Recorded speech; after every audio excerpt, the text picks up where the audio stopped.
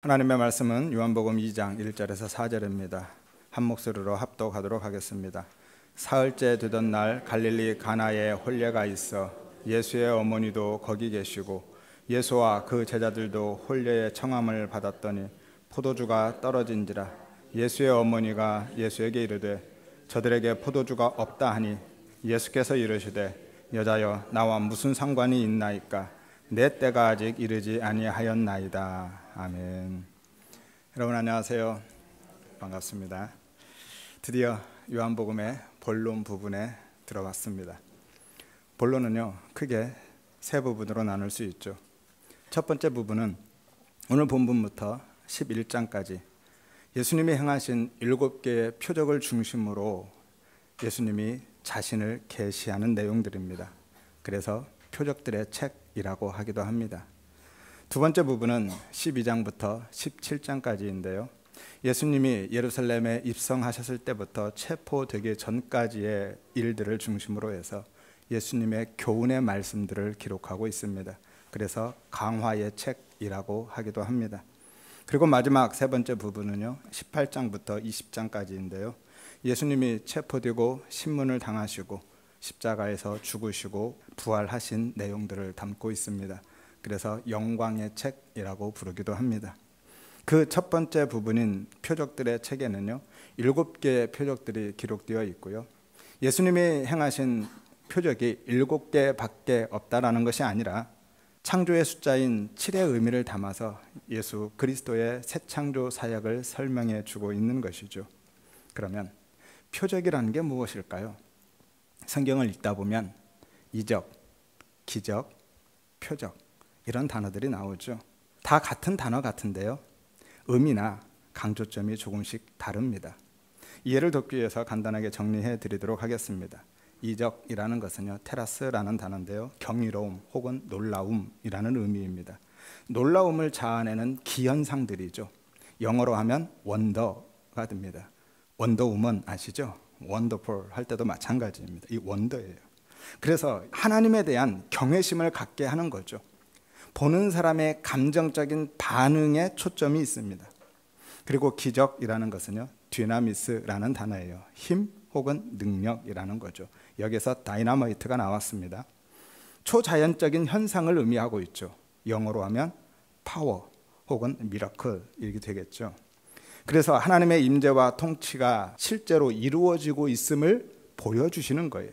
하나님의 능력과 권능 자체에 초점이 있습니다. 그리고 오늘 본문의 표적은요, 세메이온이라는 단어인데요, 표지, 신호, 징조라는 의미입니다. 영어로 하면 사인이 되는 거예요. 현상적으로는 이적과 기적이 맞습니다. 놀랍고 파워풀한 능력 있는 현상이 맞아요. 하지만 표적은 그 자체의 의미를 두지 않습니다. 표적은요, 그것이 가리키고 있는 것에 초점이 있어요. 그래서 표적은 표지판 혹은 이정표, 화살표, 간판 이런 역할들을 하고 있는 거예요. 그래서 표적은 다른 말로 계시적 상징이라고 하기도 합니다. 그래서 복음서에서는요, 이적이나 기적이라는 단어를 거의 쓰지 않고 주로 표적이라고 하는 거예요. 특히 요한이 많이 사용하죠. 요한복음의 특징 가운데 하나인데요, 요한은 예수님의 이적을 표적으로 부각시켜서 설명하고 있는 겁니다. 그러니까 예수님이 행하신 모든 이적들은 모두 다 그 자체가 목적이 아니라 영적인 어떤 것을 설명해 주기 위한 것이다 라는 거예요. 예수님이 행하신 이적, 기적들은 표지판 역할을 하고 있는 것이고 이정표 역할을 하고 있는 겁니다. 우리 교회도 간판이 있죠. 하지만 그 간판은 그 자체로 의미가 없습니다. 그 간판이 의미가 있는 것은 우리 교회를 가리키고 나타내고 있기 때문에 의미가 있는 것이죠. 그런 것입니다. 표지판과 간판은 그것이 가리키는 목적지가 있기 때문에 의미가 있는 거예요. 예수님이 행하신 이적과 기적들은 예수님이 말씀하고 싶어하는 어떤 것이 있기 때문에 의미가 있는 거예요. 그래서 기적, 이적이라고 하지 않고 표적이라고 하는 겁니다. 그래서 바리새인들이 예수님께 당신이 하나님의 아들인 표적을 보여달라, 그 징표를 한번 보여줘라 라고 했을 때 예수님이 뭐라고 하십니까? 내가 너희에게 보여줄 수 있는 것은 뭐밖에 없다고요? 요나의 표적밖에 없다라고 말씀하시죠. 마태복음 12장 39절에서 40절입니다. 악하고 음란한 세대가 표적을 구하나 선지자 요나의 표적밖에는 보일 표적이 없느니라. 요나가 밤낮 사흘 동안 물고기 뱃속에 있었던 것 같이 인자도 밤낮 사흘 동안 땅속에 있을 것이다 라고 말씀하죠. 무슨 말씀이에요? 내가 보여주는 표적들은 모두 다 선지자 요나가 보여준 표적에 관한 것이다 라는 거예요. 그 표적이 뭐죠? 요나가 보여준 표적이 뭡니까? 밤낮 큰 물고기 뱃속에 사흘 동안 있었던 표적, 예수님이 죽으시고 사흘 안에 부활하신 사건, 십자가 사건을 가리키고 있는 거잖아요. 모든 표적이 가리키는 궁극적인 방향이 이것입니다. 예수 그리스도의 십자가 사역. 그래서 지난주에 모든 표적들이 1장 51절 하늘이 열리고 하나님의 사자들이 인자 위에 오르락 내리락 하는 것과 연관되어 있다라고 말씀드린 겁니다.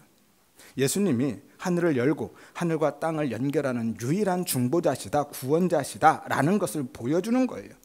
모세와 선지자가 예언한 하나님의 아들, 이스라엘의 왕, 하나님이 보내신 메시아임을 증거하는 것이 그 표적들이라는 거예요. 그런데 안타까운 것은요, 우리는 대부분 그 표적 자체만 바라보고 그 표적만 구한다라는 거예요. 내 삶에도 그런 기적 같은 일이 일어나기를. 그리고 대부분의 설교들도요, 하나님은 우리의 삶에 그런 기적을 베푸시는 분이시다, 그러니까 기도해라, 부르짖어라 라고 한다라는 거예요. 이것이 인본주의적인 해석입니다. 아무튼 따라서 표적에서 중요한 것은요, 그 이적, 기적 자체가 아니라 그것이 가리키고 있는 거예요. 진의가 중요하다라는 거예요. 그래서 예수님이 표적을 행하신 다음에 어떻게 하시죠? 일일이 그 표적이 어떤 의미인지를 설명해 주시죠. 예수님이 표적을 행하시면 사람들이 그 표적을 보고 오해를 합니다. 그리고 그 표적 자체에 창념해요.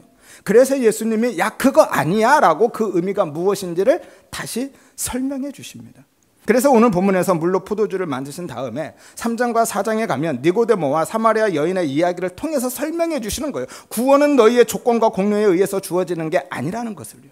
그리고 왕의 신하의 아들을 살리고 38년 된 병자를 고치신 다음에는 당신이 안식의 주인이시고 안식 자체이시고 생명의 주인이심에 대해서 다시 설명해 주십니다. 그리고 오병이어로 5,000명을 먹이신 이후에는 또 물 위를 걷는 표적을 행하시죠. 그 다음에는 당신이 생명의 떡이심을, 생수의 강이심을 설명해 주시죠. 8장에 가면 당신이 생명의 빛이심을 먼저 설명해 주신 다음에 9장에서 다시 맹인의 눈을 뜨게 하는 일도 행하시죠. 그리고 마지막 7번째 표적도 당신이 부활과 생명의 주가 되심을 먼저 설명해 주신 다음에 죽은 나사로를 살려주는 거예요. 내가 나사로를 살리는 것이 바로 이 이야기를 하는 거야 라는 거였죠. 자세한 내용은 해당 본문에 가서 다시 나누기로 하겠습니다. 이것이 표적인 거예요. 그 표적을 통해서 말하고 싶은 게 따로 있는 겁니다.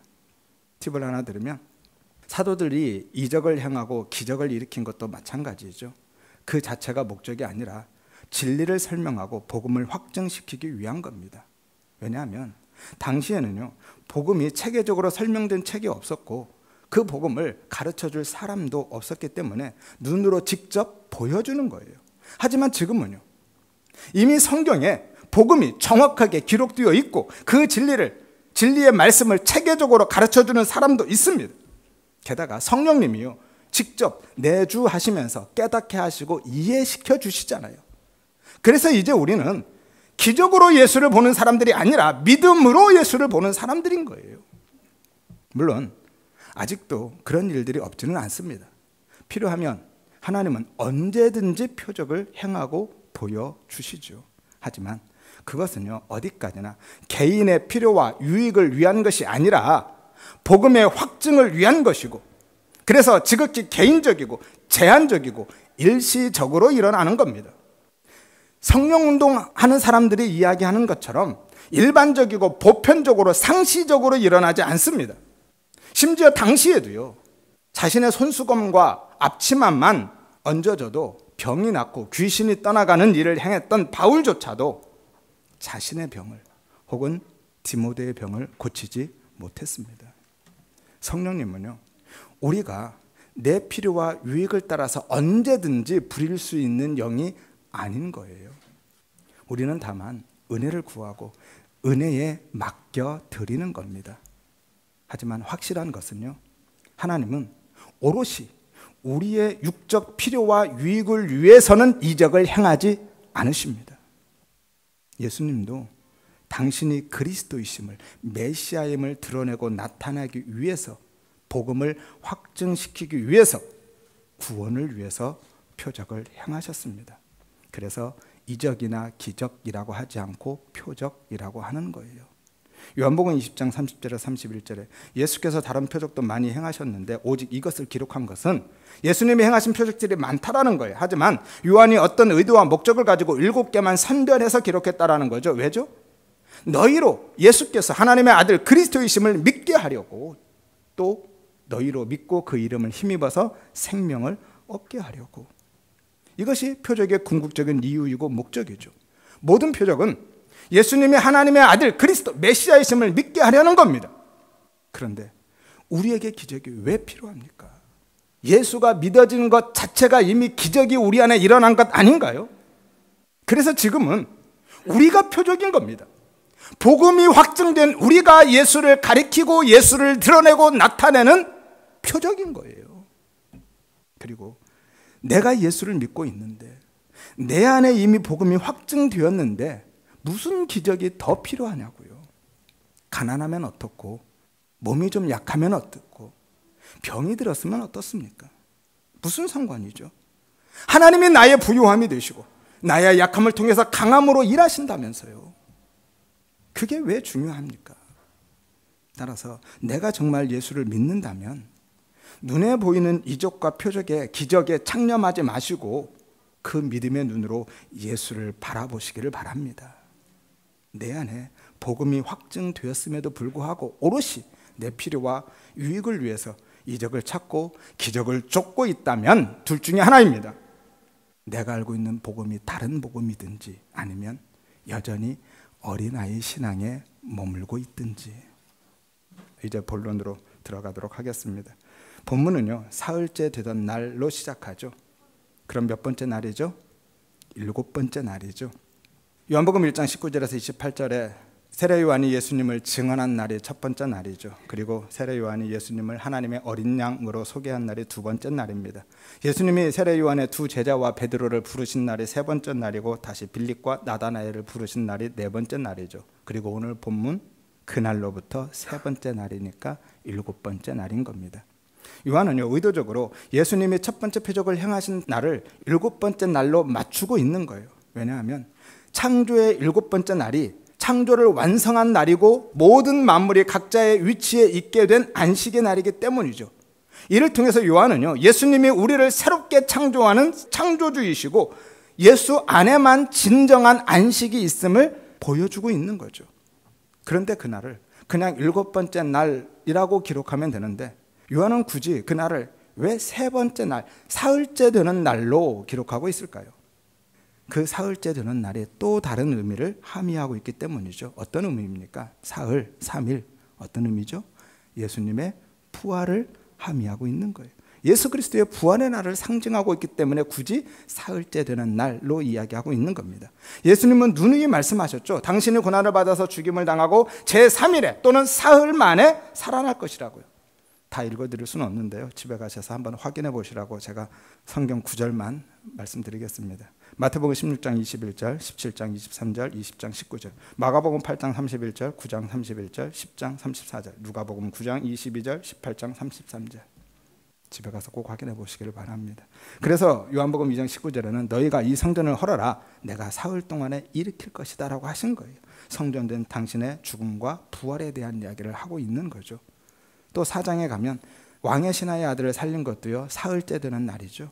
자세한 건 그때 가서 나누기로 하겠습니다. 아무튼 따라서 예수님이 사흘째 되는 날 물로 포도주를 만드신 표적은요, 새 창조 사역이 예수 그리스도의 죽으심과 부활, 곧 십자가를 통해서 완성된다라는 것을 보여주는 거죠.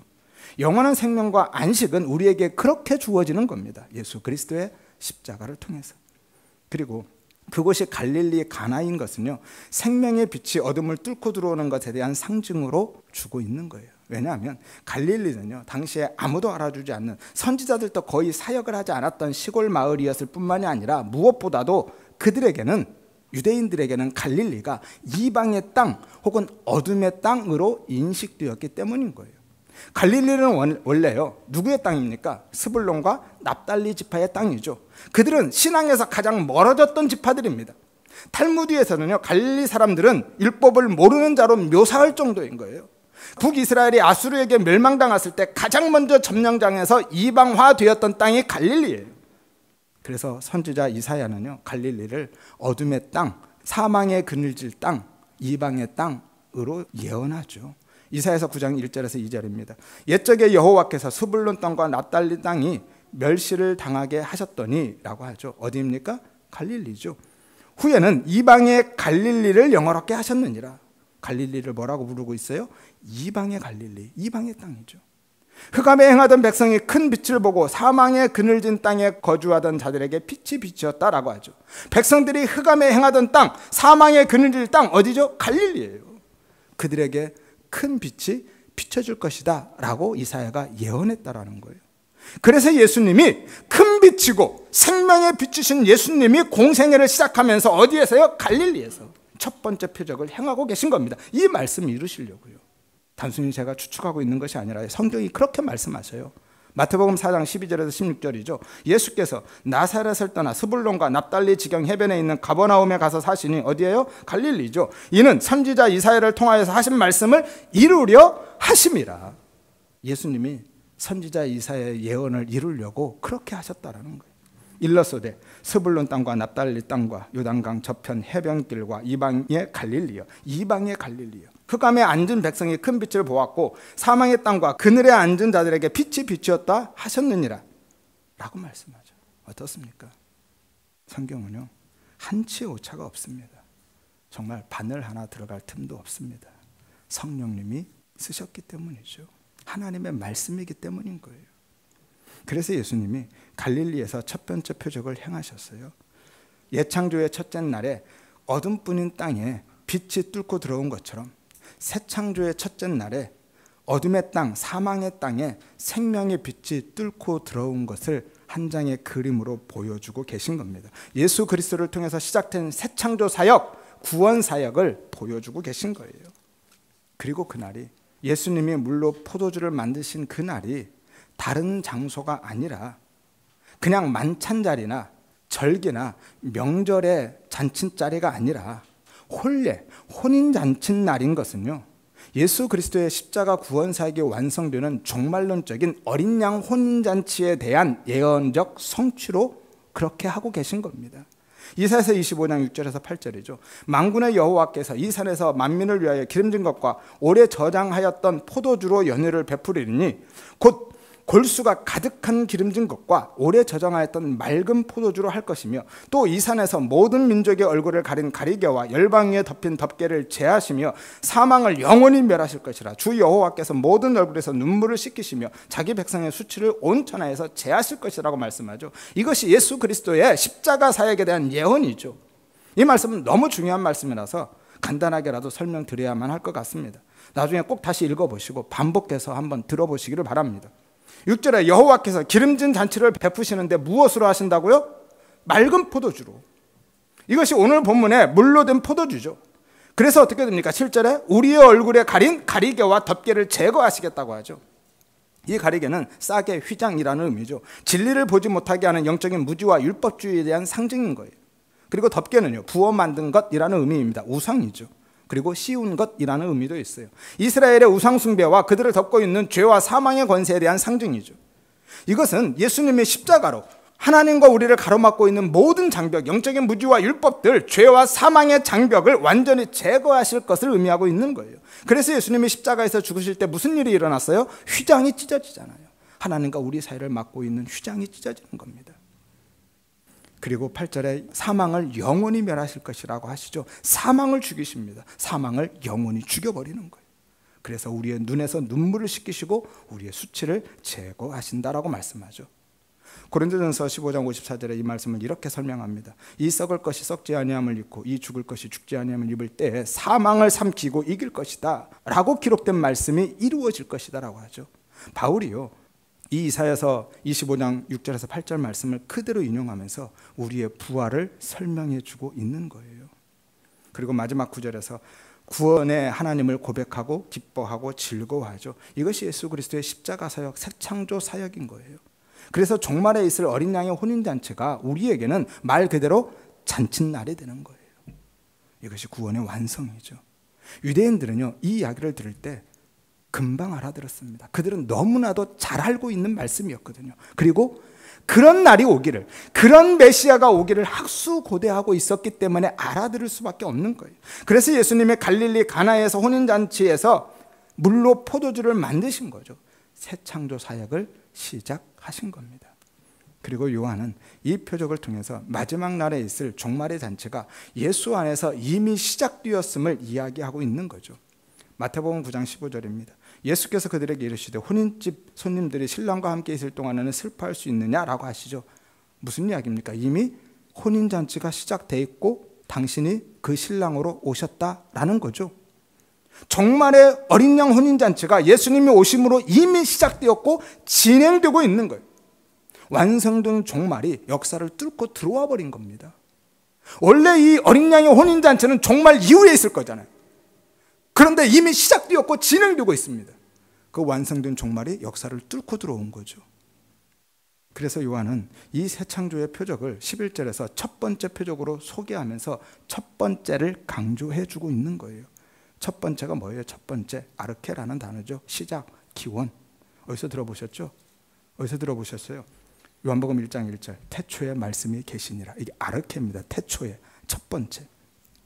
이것이 두 가지 의미가 있어요. 하나는 예수님이 새 창조를 시작하시는 창조주이시다라는 것과요, 또 다른 하나는 이 표적이 앞으로 이어지는 모든 표적들의 시작이고 기원이다, 기초가 되는 표적이다라는 거예요. 그래서 이 표적을 갈릴리 가나에서 행하신 겁니다. 가나가 무슨 뜻이에요? 갈대의 땅 혹은 측량의 장소라고 하는 거죠. 당시에 갈대는 측량의 도구였거든요. 따라서 이것이, 이 표적이 앞으로 있을 다른 모든 표적들을 측량하는 기준이고 기초가 된다라는 것을 보여주기 위해서 갈릴리 가나에서 행하신 거예요. 따라서 모든 표적은 이 표적을 기초에서 바라보고 이 표적을 근거로 해서 해석해야만 하는 겁니다. 무엇으로요? 예수로, 십자가로. 그래서 모든 표적은 예수와 십자가로 바라보고 해석해야만 하는 거죠. 예수님이 행하신 모든 표적은요, 우리의 필요와 유익을 위한 능력 행함이 아니라 당신의 십자가 사역을 가리키는 표지인 거예요. 따라서 우리는 표적을 통해서 예수를 찾고 십자가를 발견해야만 하는 겁니다. 견월망지라고 있죠. 손가락으로 달을 가리키면 뭘 봐야 돼요? 손가락을 봐야 돼요? 달을 봐야죠. 손가락으로 달을 가리키면 달을 봐야죠. 손가락만 보면 안 되는 거예요. 그런데 문제는 우리는 자꾸 손가락만 보고 있다는 거예요. 그리고 손가락만 보려고 한다는 거예요. 그래서 오늘 본문에서도 나를 위한 교훈만 찾는 겁니다. 포도주 같은 기쁨의 삶이랄지, 변화된 삶이랄지, 물을 아귀까지 채우는 믿음과 순종의 삶이랄지, 이것이 지극히 인본주의적인 해석인 겁니다. 예수님이 이 표적을 행하신 것은 그런 이야기하고 싶은 것이 아니라 당신의 십자가 사역, 메시아의 사역을 이야기하고 싶은 거라니까요. 그래서 표적인 거예요. 기적과 이적이 아니라. 우리 모든 성도님들은 나를 위한 예수가 아니라 하나님의 어린 양 예수를 찾으시기를 바랍니다. 3절 보겠습니다. 포도주가 떨어진지라 예수의 어머니가 예수에게 이르되 저들에게 포도주가 없다 하니 라고 말씀하죠. 혼인잔치에 심각한 문제가 발생했습니다. 뭐예요? 포도주가 떨어진 거예요. 원래 의미가 바닥난 겁니다. 유대인들의 결혼식은요, 보통 일주일 동안 진행되는데 그때 가장 좋은 포도주와 가장 좋은 음식을 내어놓죠. 그리고 온 마을이 함께 잔치를 엽니다. 그런데 잔치가 아직 다 끝나지 않았는데 분위기가 한창 무르익은 그때의 포도주가 떨어져 버린 거예요. 유대인의 결혼식에서 포도주는요, 단순히 음료 정도가 아닙니다.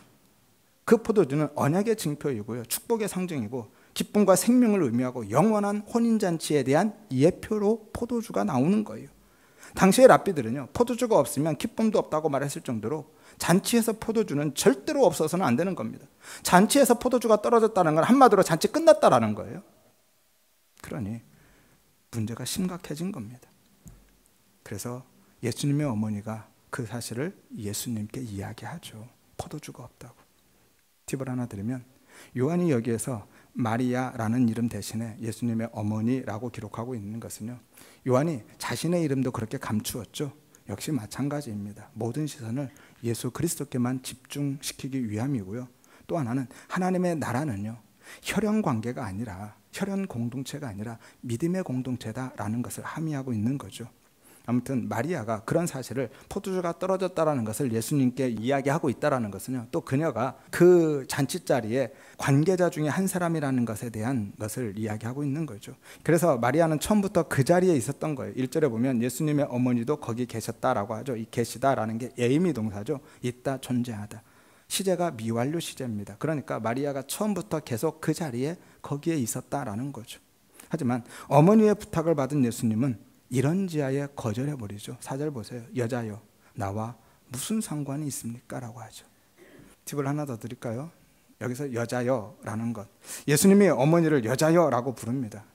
우리나라 정서로는 4가지 없는 거죠. 매우 거칠고 불손하고 무례한 것처럼 보입니다. 하지만 여자여, 퀸에라는 단어는요, 당시 문화권에서는 장성한 여자에 대한 공적이고 매우 정중한 호칭, 존칭인 거예요. 일반적으로 어머니나 아내 혹은 왕비, 귀부인 등의 여성을 공적인 자리에서 높여 부를 때 이 퀸에라는 단어를 씁니다. 우리나라도 그런 단어 있죠. 예컨대 당신이라는 것. 당신이 말이야. 이러면 무례한 말이 되죠. 거친 말이 되지만 어머니, 당신께서 하면 극존칭이 되죠. 그래서 성경을 보면 예수님이 공적인 자리에서 여인들을 부를 때요, 늘 여자여라고 부릅니다. 마태복음 15장 28절에 여자여, 내 믿음이 크도다. 누가복음 13장 12절에 여자여, 내가 내 병에서 놓였다. 요한복음 4장 21절에 여자여, 내 말을 믿으라. 8장 10절에 여자여, 너를 고발한 자들이 어디 있느냐. 19장 26절에 십자가에서 여자여 보소서. 다시 어머니를 향해서 여자여라고 하죠. 20장 15절에 부활하신 다음에도 여자여 어찌 울며 누구를 찾느냐라고 말씀하시죠. 따라서 오늘 본문에서도 예수님이 어머니를 여자여라고 부른 것은요, 그 자리가 사적 자리가 아니라 하나님의 아들 메시아로서 공적 사역을 시작했다라는 의미인 거예요. 그리고 나와 무슨 상관이 있습니까? 라는 것도요, 우리말의 뉘앙스처럼 매정하고 몰인정한 대답이 아닙니다. 예수님과 어머니와의 혈연 관계가 예수님이 지금 하려고 하시는 당신의 메시아 사역과 관계가 없다는 말씀을 하고 계신 거예요. 다시 말해서 예수님은 지금 당신이 행하실 이 이적의 성격을 분명히 하고 계신 겁니다. 왜냐하면 마리아는 단순히 잔치를 위해서, 인간적인 필요와 유익을 위해서 그 일을 요청하고 있기 때문인 거예요. 그래서 예수님이 지금 하려고 하는 이 일은 인간의 필요와 유익을 위한 게 아니다라고 말씀하고 계시는 거예요. 마리아의 요청에 의해서 예수님이 즉흥적으로 행하신 것이 아닌 겁니다. 그 메시아적 사역에 어머니 마리아가 기여한 것이 없다라는 말씀을 정확히 해주고 계시는 거예요. 천주교에서는요, 이것 때문에 마리아를 섬기죠. 예수님이 어머니 마리아에게 부탁해서 그 일을 행하셨기 때문에 우리도 마리아를 통해서 기도하면 더 잘 들어주신다라고 생각하는 겁니다. 그거는요, 한마디로 남의 다리 긁고 있는 거고요, 자다가 봉창 뚫는 소리 하고 있는 거예요. 지금 그 이야기하고 있는 겁니까, 본문이? 이것이 전형적인 인본주의적인 해석인 거예요. 그건 예수 그리스도의 십자가 사역을 부정하는 행위이고요, 우상숭배입니다. 마리아를 섬기는 것은 우상숭배예요. 예수님은 어머니의 부탁 때문이 아니라 당신의 메시아적 소명 때문에 하나님의 아들로서의 자기 계시를 위해서 그 일을 행하신 겁니다. 그래서 예수님은 처음부터 그 일을 위해서 그 잔치자리에 참여하신 거예요. 지금 어머니가 부탁해서 그 일을 행하신 게 아닌 겁니다. 그런데 문제는 마리아가 중간에 딱 끼어들어 버린 거예요. 그래서 그 일이 어머니와 관계가 없는 일이라는 것을 분명히 하고 가시는 겁니다. 어머니 때문에 하는 게 아니라는 것을, 육신의 어머니가 그 일에 지금 기여하고 있는 것이 아니라는 것을 분명히 하신 다음에 내 때가 아직 이르지 않았다라고 말씀하시죠. 얼핏 보면 이 말씀은 안 하겠다라는 것처럼 보이죠. 내 때가 아직 되지 않았으니까 하지 않겠다라는 것처럼 보입니다. 하지만 이 말씀도 예수님이 마리아의 요청을 거절하시고 일을 하지 않겠다라고 하시는 것이 아니라 당신의 때에 대한 정확한 말씀을 하고 계신 거예요. 그 때는, 당신의 메시아 사역에 관한 때는 누구도 개입할 수 없고 무엇으로도 기여할 수 없다라고 말씀하고 계신 거예요. 예수님은요, 당신의 때를 정확히 인식하고 계셨거든요. 여기서 때가 역사적인 때, 크로노스의 시간이 아니라 구속사적인 때, 카이로스의 시간이죠. 다시 말해서 당신의 죽음과 부활을 통해서 구속사역을 이루실 때 십자가의 때를 이야기하고 있는 거예요. 그 십자가의 때는, 그 구속사역은 누구도 개입할 수도 없고 기여할 수도 없다라고 말씀하고 계시는 겁니다. 마태복음 26장 18절에 내 때가 가까이 왔으니 내 제자들과 함께 유월절을 내 집에서 지키겠다고 하죠. 어떤 때예요? 죽을 때, 십자가의 때죠. 45절에 이제는 자고 쉬라, 보라 때가 가까웠으니 인자가 죄인의 손에 팔리리라. 때가 가까웠다. 어떤 때예요? 십자가의 때. 요한복음 7장 30절, 8장 20절에 그의 때가 아직 이르지 않아서 잡는 사람이 없었다. 십자가의 때죠. 12장 23절에 인자가 영광을 받을 때가 왔다라고 하죠. 13장 1절에 유월절 전에 예수께서 자기가 세상을 떠나 아버지께로 돌아가실 때가 이른 줄 아셨다. 16장 32절에 너희가 나를 혼자 둘 때가 왔다. 17장 1절에 아버지여 때가 이르렀사오니 아들을 영화롭게 하옵소서. 전부 다 어떤 때예요? 십자가의 때죠. 따라서 내 때가 아직 이르지 않았다라는 것은 지금은 그 때가 아니라서 안 하겠다라는 것이 아니라 당신의 십자가로 가는 그 길은 아버지의 때를 따라서 진행된다라고 말씀하고 계신 거예요. 사람의 필요와 유익에 의해서가 아니라, 인간적인 관계와 요구에 의해서가 아니라 오롯이 아버지의 때를 따라서 진행되는 것이다 라고 말씀하고 계신 겁니다. 왜죠? 그 일이, 예수님이 물로 포도주로 만드신 일이 사람의 요청과 요구와 필요와 유익을 위해서 행하신 것이 되면 표적이 아니라 단순히 이적이고 기적이 되어버리기 때문인 거예요. 그래서 어머니와 관계가 없다고 하시고 그건 내 때가 아니라고 말씀하신 겁니다. 그 일은 사람의 필요와 유익을 위한 이적이 아니라 반드시 당신의 십자가 사역을 가리키는 구원과 생명의 원리를 보여주는 표적이어야만 하기 때문인 거예요. 그런데 안타까운 것은요, 우리도 마리아와 똑같은 요청만 하고 산다라는 거예요. 내 필요와 유익을 위해서, 당장의 내 문제와 소원 성취를 위해서 어떻게든 하나님의 힘을 끌어와서 그것만 해결하려고 하고 있다라는 거죠. 그래서 그렇게 기도하죠. 하나님, 기적같이 내 병 좀 고쳐주세요. 로또 한 번만, 딱 한 번만 맞게 해주시면 제가 헌금도 많이 하고요, 예수 잘 믿을게요. 하지만 예수님은요, 오늘 분명히 말씀하십니다. 그게 나와 무슨 상관이냐, 나는 그런 일 안 한다, 그렇게 말씀하셔요. 예수님은 우리의 일상의 풍요를 위해서 오신 분이 아니라 왜 오셨어요? 우리를 죄에서 구원해 주시기 위해서. 따라서 만일 일상의 기쁨과 풍요를 위해서 예수를 믿는다면요, 오직 그 포도주가 내가 예수를 믿는, 교회 다니는 목적이라면 번지수 잘못 찾으신 겁니다. 그런 기독교 없습니다. 그건 기독교가 아니에요. 그냥 무속이고 종교인 거죠. 기독교는요, 우리의 신앙은 내가 무엇을 얻기 위해서 하나님을 찾는 것이 아니라 오히려 내 모든 것을 다 내어주어도 생명까지 빼앗긴다 할지라도 하나님을 사랑하는 거예요. 바울처럼, 초대교회 성도들처럼요. 왜죠? 그분이 진짜 내 생명이니까. 우리의 생명은 진짜 생명이 아니라 그냥 호흡이고 목숨이라고 했죠. 진짜 생명, 영원한 생명은 예수인 거예요.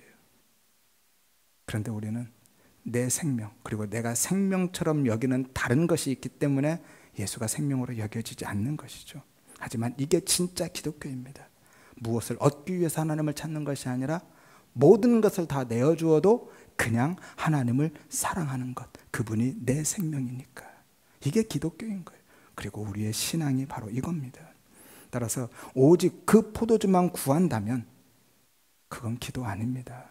아무리 열심히 기도해도요, 그 기도가 오롯이 바닥난 포도주를 채우기 위한 것이라면 그건 하나님께 기도하는 거 아니에요. 그럼 뭐예요? 그런 거를 불교 용어로 공드린다, 치성드린다 라고 하는 거예요. 절대적인 힘을 가진 신에게 공드리고 치성드리는 거지 하나님께 기도하는 것 아닙니다. 이것을 성경에서 중언부언의 기도다라고 합니다. 이방인의 기도죠. 말이 나왔으니까 기도에 대해서 조금 더 정리해드리고 마치도록 하겠습니다. 중언부언이 뭐예요? 중언부언.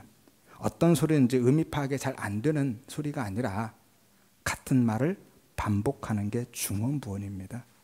그럼 이방인은 왜 그렇게 같은 말을 반복하는 중언부언의 기도를 하죠? 왜죠? 이방인은 하나님의 자녀가 아니니까. 그래서 줄 자와 받을 자가 관계가 없으니까 어떻게 해야 되는 거예요? 줄 자와 받을 자가 관계가 없으면 나에게 줄 그 사람에게 감동시켜야죠. 어떻게든 감동시켜야 됩니다. 나와 전혀 관계가 없는 사람, 그 사람에게 내가 뭔가를 받아내려면 그를 감동시키는 방법밖에 없어요. 무엇으로요? 열심을 내서 불쌍하게 보여서 감동시켜야 되죠. 그래서 최대한 정성을 들이는 겁니다. 지성이면 감천이니까 우리가 그렇게 기도하고 있는 거예요. 지성이면 감천식으로. 이방인의 기도, 중언부언의 기도입니다.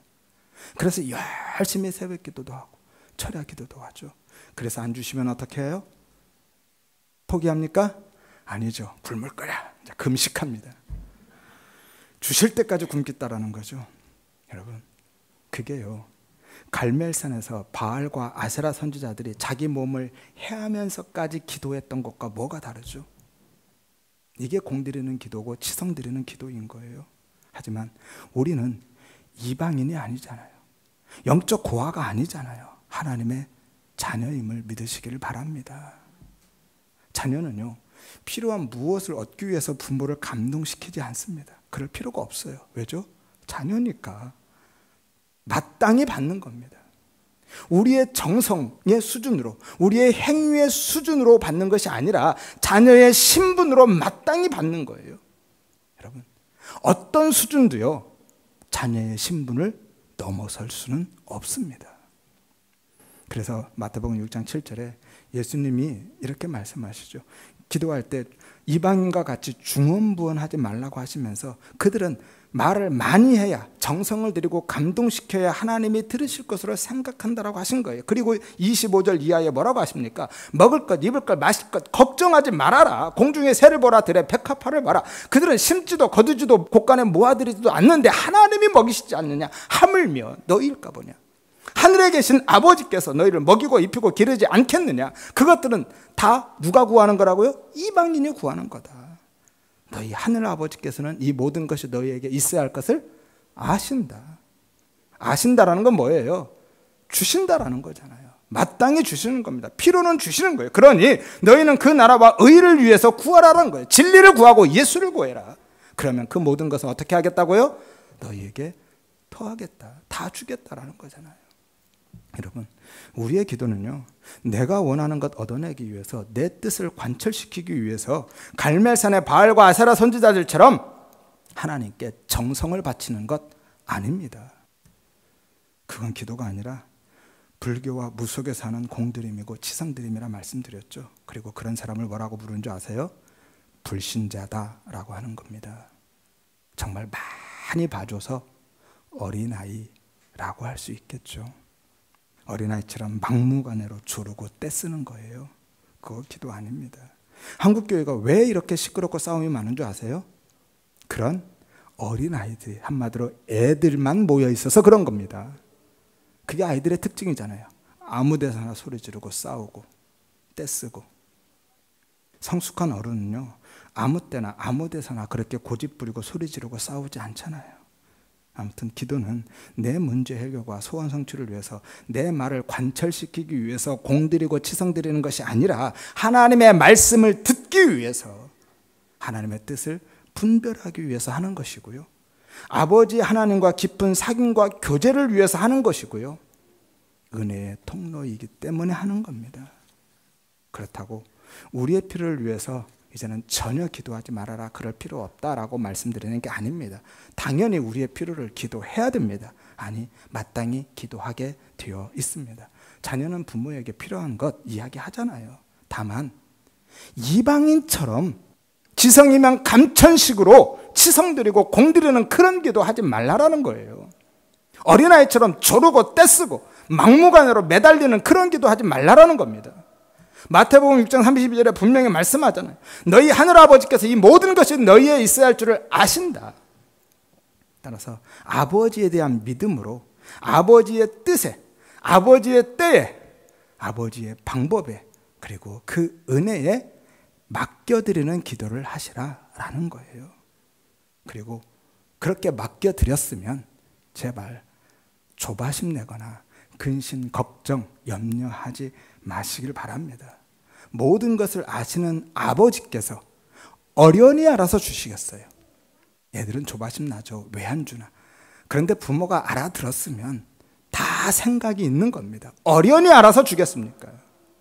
빌립보서 4장 19절에 하나님이 너희 모든 쓸 것을 채울 거라고 말씀하시죠. 무엇을요? 쓸 것을. 그것도 모든 쓸 것을. 우리가 원하는 모든 것이 아니라 우리에게 필요한 모든 것. 아버지시잖아요. 우리는 기도할 때 하나님 아버지라고 하는데 실제로는 진짜 친아버지라고 생각 안 하는 것 같아요. 하나님은요, 우리의 삶 전체를 은혜로 통치하고 계십니다. 아멘이에요? 그렇다면 내가 원하는 것을 주시든 주시지 않든 그 모든 것이 하나님이 지금 내게 주시는 가장 합당한 은혜임도 믿으시기를 바랍니다. 그래서 주시면 감사한 거고요. 안 주시면 그래도 감사한 거예요. 왜요? 그게 은혜니까.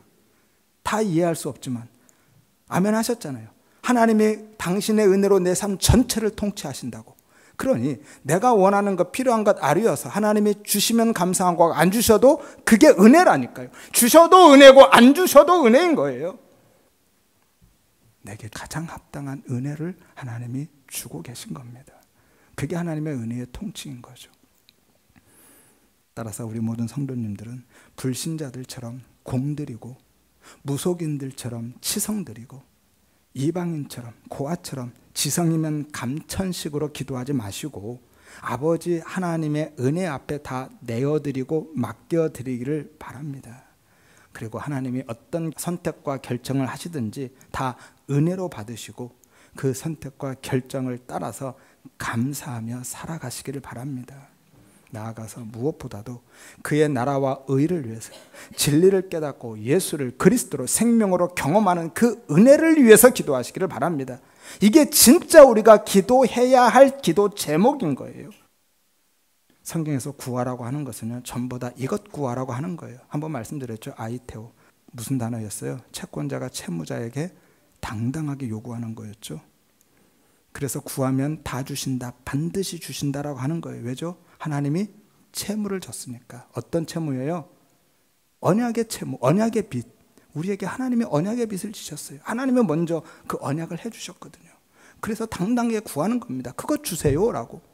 마태복음 7장 7절에서 11절에 구하라 주실 것이다. 찾으라 찾을 것이다. 두드리라 열릴 것이다. 너희가 악한 자도 좋은 것을 자식에게 줄 줄 알거든. 하물며 하늘에 계신 너희 아버지께서 구하는 자에게 좋은 것으로 주시지 않겠느냐라고 하죠. 우리는 이 말씀 붙들고 열심히 달라고 기도하죠. 좋은 것 달라고.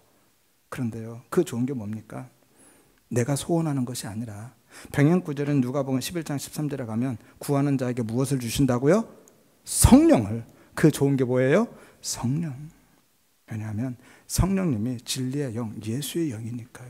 그래서 하나님 빚 갚으세요 라고 요구하는 자에게 반드시 그 빚, 성령을 주시겠다. 이게 언약의 빚인 거예요. 한번 생각해 보세요. 우리도 아이들이 원하는 것, 달라는 것 다 주지 않잖아요. 그런데 하물며 우리가 하나님께 원하는 것, 달라는 것 하나님이 다 주시겠냐고요. 그거 다 주면은요, 아이들이 원하는 것, 달라는 것 다 주면 어떻게 돼요? 그 아이 망치는 겁니다. 나는 아닌 것 같죠. 하나님이 많이만 주시면 내가 이걸 잘 사용할 것 같죠. 아니에요. 그거 다 주시면 하나님 안 봅니다. 그리고 언제 봐요? 그거 떨어지면, 또 다른 필요한 거 뭔가 생기면 그때 하나님 보는 거예요. 그래서 하나님이 광야에서 만나를 매일 주시는 겁니다. 쌓지 말아라고 하는 거예요. 매일 하늘을 보도록. 그거 쌓아두면 하늘 안 봐요. 따라서 구하면 반드시 주신다고 하신 것은요, 하나님이 약속하신 그것, 예수, 진리, 생명, 성령이죠. 이게 기도의 본질입니다. 기도는 내가 하나님께 말하고 하나님이 내 말을 듣는 시간이 아니라 하나님이 내게 말씀하시고 내가 하나님의 말씀을 듣는 시간인 거예요. 그래서 내 뜻을 하나님께 관철시키는 게 기도가 아니라 하나님의 뜻을 내가 분별하고 수용하는 게 기도입니다. 그래서 기도하는 거예요. 이것 때문에 기도하는 겁니다. 하나님 뜻을 분별하기 위해서. 분별 안 되면 다 하나님의 은혜임을 믿고 그냥 살아가시면 됩니다. 감사함으로 사시면 돼요. 아버지인데 어련히 알아서 내 삶 가운데 가장 합당한 은혜를 주시지 않겠습니까? 하나님이 친아버지임에 대한 믿음이 있다면 그 믿음으로 그냥 감사하며 사세요.